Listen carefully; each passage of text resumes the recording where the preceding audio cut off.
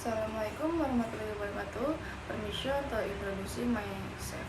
My name is Jenny Putri Lestari, NPM 224111013 from Management Class 22A.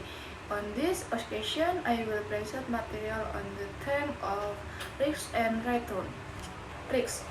Risk can be said to be an opportunity for loss or destruction. More broadly, risk can be defined as the possibility of an understandable outcome occurring or the opposite of the desired one in the financial industry in general. Three is a jargon. Risk bring above risk return, meaning that if you want to obtain greater result, you will be faced with greater risk. For example, in stock investment, volatility or sharp up and down movements in stock price will open up opportunities to obtain greater result. But on the contrary, if prices move in the opposite direction, then the loss that will be borne will be very large. Return. Return is the profit obtained by companies, individuals, and institutions from the result of the investment policies carried out. According to R.G. Schoch, return is investment profit, either through investment or dividends. Some other meaning of return. Return on equity is net income divided by shareholder equity.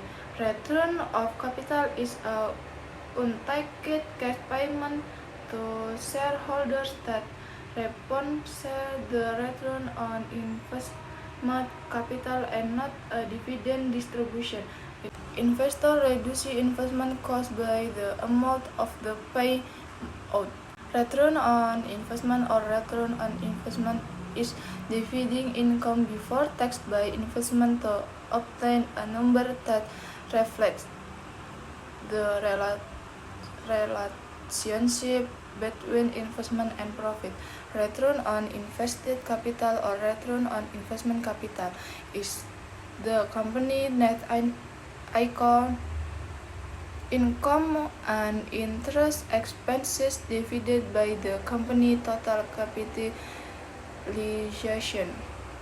Realized return is a return that has outright return on net worth or return on net worth is a shareholder who can determine his return by comparing net profit after tax with his net worth. Return on sales or return on sales is to determine the efficiency of a company operation.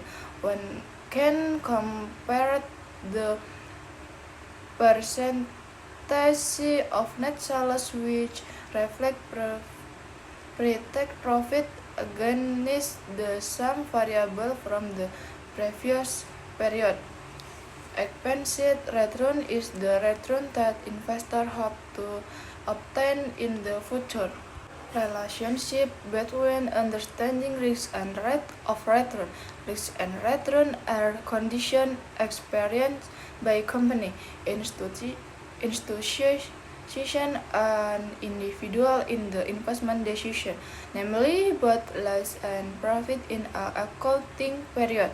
The relationship between risk and rate of return is linear or unidirectional. The higher the rate of return, the higher the risk.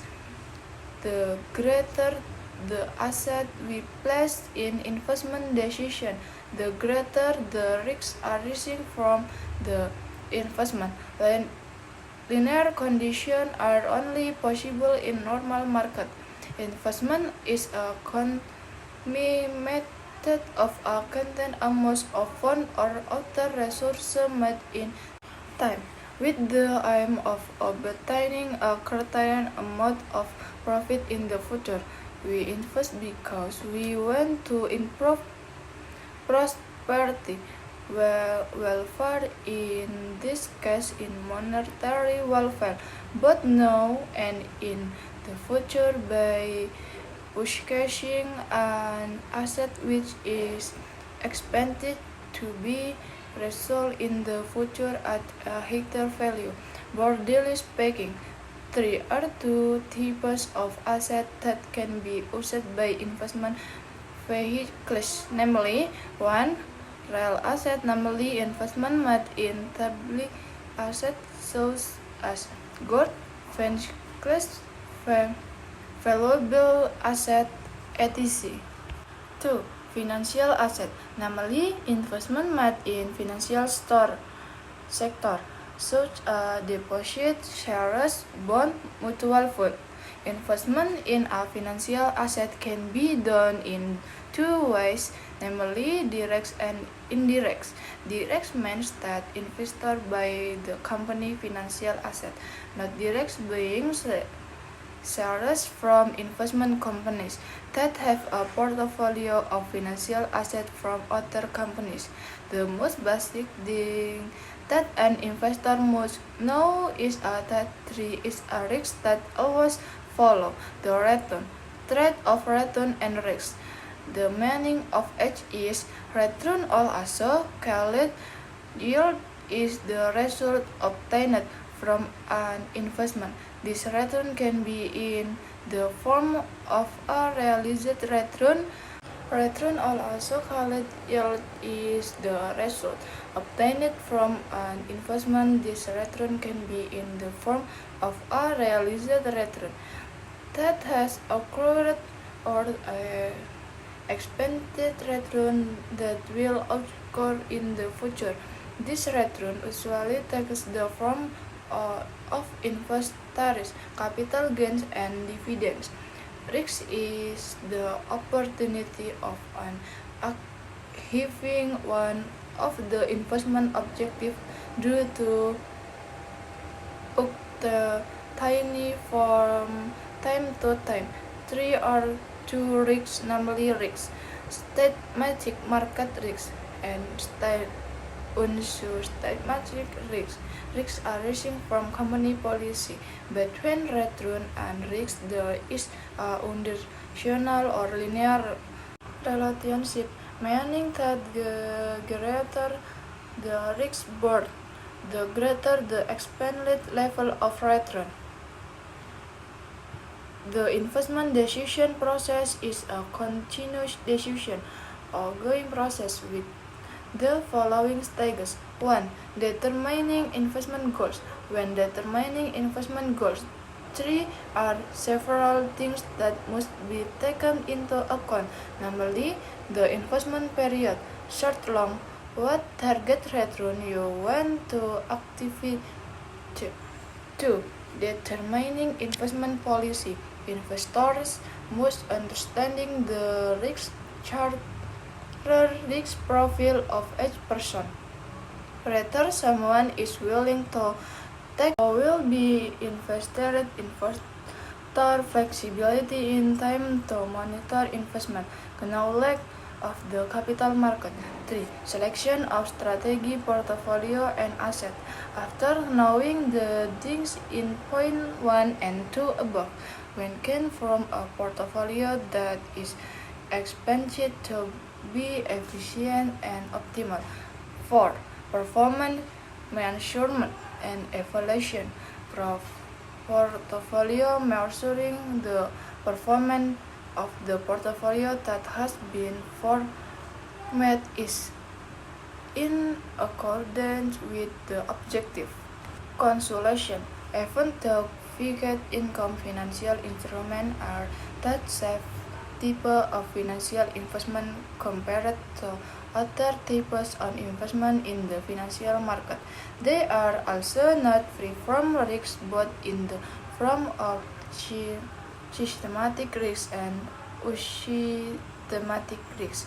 In determining investment decisions related to fixed income securities, investors can measure the risk and return performance of fixed income financial instrument in order to maximize profit and reduce the risk on investment losses by using commonly used analytical tools such as risk-adjusted return, Sharpe ratio, Taylor ratio, and Jason ratio, as well as other analysis tools. The openness of information released by several parties to the public, such as from the OJK, Bank Indonesia, and several other data sources, allow investors to independently use these data sources to measure their investment performance.